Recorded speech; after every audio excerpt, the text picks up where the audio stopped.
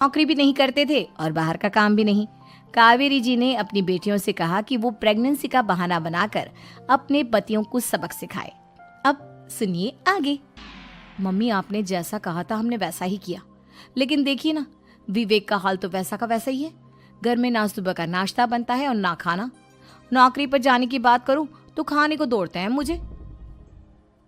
हाँ मम्मी, मैंने भी सुमित को कितनी बार कहा कि अगर नौकरी नहीं करनी तो कोई छोटी सी दुकान ही खोल लो, घर का खर्चा कैसे चलेगा। देखो दोपहर के 12 बजने आए और जनाब अभी तक सो रहे हैं। हाँ मम्मी, ईशा और सुहाना ठीक कहती हैं। अविनाश का भी यही हाल है।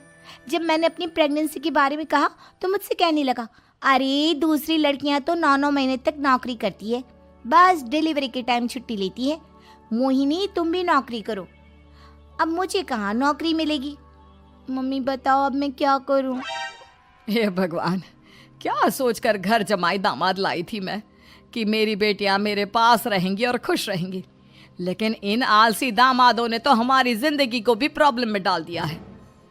मैं तो कहती हूँ मम्मी, हम लोग वापस अपनी जॉब पर जाना शुरू कर देते हैं। बता देते हैं इन लोगों को कि हमने प्रेगनेंसी का बहाना किया है।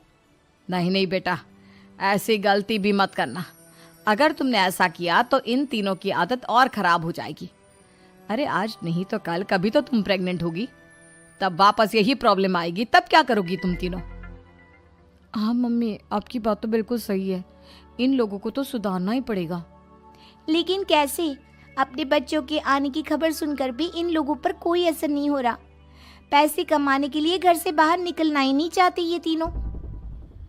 अब मेरे दिमाग में एक प्लान आया है। तुम तीनों चिंता मत करो, उन तीनों को बुलाओ, फिर मैं बात करती हूँ। थोड़ी देर बाद कावेरी जी अपने तीनों दामादों को सामने बुलाकर अपनी बात कहना शुरू करती हैं।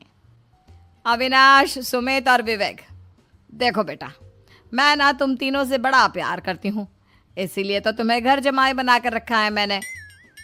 अरे मम्मी जी, सीधे सीधे कहिए ना, क्या बात है। प्यार तो हम भी आपको बहुत करते हैं। अरे मम्मी जी, आपकी इज्जत भी बहुत करते हैं। अरे भाई, आपके जैसी सास और कमाने वाली बीवी सबको मिलती है क्या? हाँ मम्मी, विवेक और सुमित ठीक कह रहे हैं। आपकी बेटी से शादी करके मेरी तो ज़िंदगी ही अच्छी हो गई है। जानती हूँ मैं, और ये भी जानती हूँ कि तुम तीनों अपने अपनी बीवियों से बहुत प्यार करते हो। बेटा, बात ऐसी है कि हमारे कुल गुरु ने कहा है कि प्रेग्नेंट होने के बाद मेरी तीनों बेटियां शुरू के 4 महीने हमारे गांव में जाकर रहेगी, जहां मेरे चाचा जी रहते हैं। अरे लेकिन क्यों मम्मी, गांव में जाकर रहने की क्या ज़रूरत है इन तीनों को। वो क्या है ना बेटा, हमारे परिवार को एक श्राप है। अगर मेरी बेटियों ने यहाँ पर बच्चा पैदा करने की कोशिश की तो उनके बच्चों को कुछ भी हो सकता है। इसलिए अब से लेकर 4 महीने पूरे होने तक इन्हें गांव वाले घर में रहना पड़ेगा। हाँ तो इसमें प्रॉब्लम क्या है मम्मी जी? हम भी वहाँ जाकर रहेंगे, पिकनिक मनाएंगे। अरे भाई, बीवी जहाँ हम भी वहाँ। हाँ यार, आइडिया तो बहुत अच्छा है। शहर की ज़िंदगी में रह रहकर परेशान हो चुके हैं, अब कुछ दिन गांव में बिताएंगे। तुम लोग समझने की कोशिश क्यों नहीं करते। तुम में से कोई भी वहाँ नहीं जा सकता, और मैं यहाँ रहूँगी ना तुम तीनों के साथ। 4 महीने की तो बात है, उसके बाद ये तीनों ही लौट कर आ जाएंगी। ठीक है मम्मी जी, अब हमारे बच्चों का सवाल है तो ये तो करना ही पड़ेगा। कावेरी अपनी तीनों बेटियों को कुछ दिन के लिए घर से बाहर कहीं दूसरे शहर में रहने के लिए भेज देती है। कुछ दिनों के बाद, अरे मम्मी जी, बहुत दिन से पिज्ज़ा नहीं खाया, मंगवाइए ना। क्या बताऊं बेटा, पहले तो बेटियां खर्चा दे देती थी क्योंकि उनकी नौकरी थी, लेकिन अब तो मेरे पास पैसे ही नहीं बचे। थोड़े बहुत पैसे हैं जो बच्चों की डिलीवरी में काम आएंगे। लेकिन मम्मी जी, आपकी बेटियों को वापस आने में तो अभी बहुत वक्त बाकी है। वही सोच सोच कर परेशान हो रही हूँ। सोच रही हूँ कल से दूध भी बंद करवा देती हूँ। अब दूध वाले को देने के लिए पैसे भी तो नहीं है ना। अरे नहीं नहीं मम्मी जी, अगर दूध भी बंद करवा दोगी तो मुझे चाय कहाँ से मिलेगी, और चाय के बिना मैं तो मर ही जाऊंगा। क्या करूं बेटा, इसके अलावा हमारे पास कोई ऑप्शन नहीं है। मेरे पास पैसे ही नहीं बचे।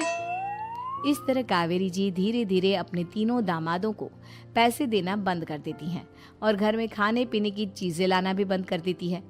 अब वो तीनों बुरी तरह से परेशान होने लगे थे और इसलिए एक दिन तीनों प्लान करके घर से बाहर निकलते हैं और बाजार में जाने के बाद यार अच्छा खाना खाए हुए कितने दिन हो गए, पता नहीं कब अच्छा खाना मिलेगा। हमारी बीवियों के जाने के बाद तो हमारी हालत भिखारियों जैसी हो गई है यार। कुछ भी हो, मुझे तो आज पिज्ज़ा खाना ही खाना है। जेब में 1 रुपया नहीं है और पिज्ज़ा खाएगा, कहाँ से आएंगे पैसे? अरे देख वहाँ सामने बोर्ड पर क्या लिखा हुआ है, कंप्यूटर पर काम करने के लिए एक आदमी की आवश्यकता है। भाई मैं तो जा रहा हूँ, काम करूँगा और शाम तक पैसे लाकर आराम से पिज्ज़ा खाऊंगा। जा जा, तुझे कोई काम नहीं देने वाला, हम तो घर जा रहे हैं। चल भाई सुमित। सुमित और अविनाश वहाँ से चले जाते हैं और विवेक उस कंप्यूटर शॉप पर सारा दिन काम करके 5,000 रुपये कमा कर घर लौट कर आता है और अपने खाने के लिए अच्छी अच्छी चीज़ें भी लेकर आता है। ये देखकर विवेक और सुमित के दिल में भी कुछ पैसे कमाने की इच्छा जागती है। अरे सुबह सुबह कहाँ चल दिए तुम? मम्मी जी एक बहुत अच्छी जगह मिली है, कंप्यूटर पर काम करने के 5,000 मिले थे कल मुझे। अगर रोज़ काम करूँगा तो पूरे 40,000 की तनख्वाह। अरे वाह, ये तो बहुत अच्छी बात है दामाद जी, आपको जाना ही चाहिए। सुमित और अविनाश विवेक को इस तरह तरक्की करते देखकर परेशान हो जाते हैं और वो दोनों भी काम की तलाश में निकल पड़ते हैं। धीरे धीरे उन दोनों को भी काम मिल जाता है। अब कावेरी के तीनों दामाद छोटी मोटी नौकरी करके अच्छा पैसा कमाने लगे थे। एक दिन कावेरी उन्हें अपने पास बुलाती है। अरे वाह, विवेक 40,000 कमा लेता है, अविनाश 60,000 और सुमित तुम भी 40,000 के आसपास कमा ही लेते हो। कुल मिलाकर तुम अच्छे खासे पैसे कमा रहे हो बेटा। हाँ मम्मी जी, बहुत मज़ा आता है जब महीने के एंड में मोटी रकम हाथ में आती है। पूछिए मत मम्मी जी, घर में रहकर रोटी बना बना कर और तो जैसा महसूस होने लगा था मुझे तो। हाँ बेटा, तुम तीनों की बात तो बिल्कुल ठीक है। और जानते हो, अब तुम तीनों की पत्नियां भी वापस लौट कर आने वाली है। लेकिन मम्मी जी अभी तो उन्हें गए सिर्फ 2 महीने हुए हैं, आपने तो कहा था वो 4 महीने के बाद लौट कर आएंगी। ऐसा कुछ नहीं है बेटा, मैं सिर्फ तुम तीनों को सबक सिखाना चाहती थी कि आदमी घर में बैठकर बीवी की कमाई खाता हुआ अच्छा नहीं लगता। इस दुनिया में हर इंसान को मेहनत करनी चाहिए, काम करना चाहिए, चाहे वो औरत हो या आदमी, ताकि अपने परिवार को संभाल सके। कावेरी की बात सुनकर उन तीनों को अपनी गलती का एहसास होता है और कावेरी उन्हें सच बता देती है कि ईशा, सुहाना और मोहिनी शहर में ही कहीं दूसरी जगह रह रहे थे। शाम के वक्त उन तीनों की पत्नियां लौट कर आ जाती है और कावेरी जी का परिवार एक खुशहाल परिवार की तरह रहने लगता है।